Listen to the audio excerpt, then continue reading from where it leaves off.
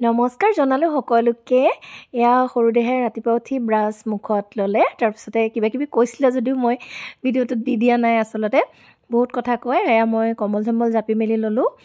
বিহুৰ কথা গা পা ধুই আহিলোঁ এয়া ৰেডি হৈ ল'লোঁ ৰেডি হোৱাৰ পিছতে মা খুৰীহঁত ৰৈ আছে জলপান খাবৰ বাবে জলপান খাব আহিলোঁ আৰু মেজি সেৱা কৰি জলপান খাব ল'লোঁ তাৰপিছতে আমাৰ ওচৰতে খেল ধেমালি প্ৰত্যেক বছৰে হয় এয়া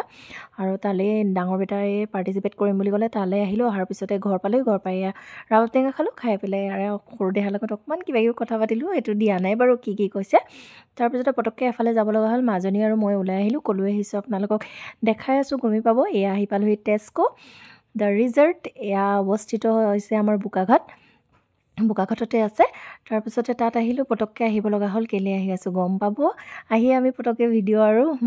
কিছুমান ফটো ল'লোঁ তাৰপিছতে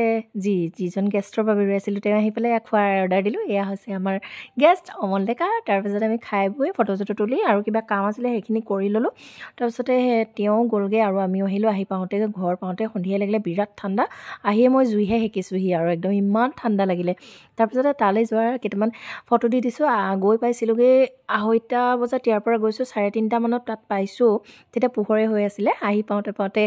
গধূলিয়ে হৈ গ'ল সকলোকে ধন্যবাদ জনালোঁ ভিডিঅ'টো ইমান ধুনীয়াকৈ চোৱাৰ বাবে সকলোকে বহুত বহুত ধন্যবাদ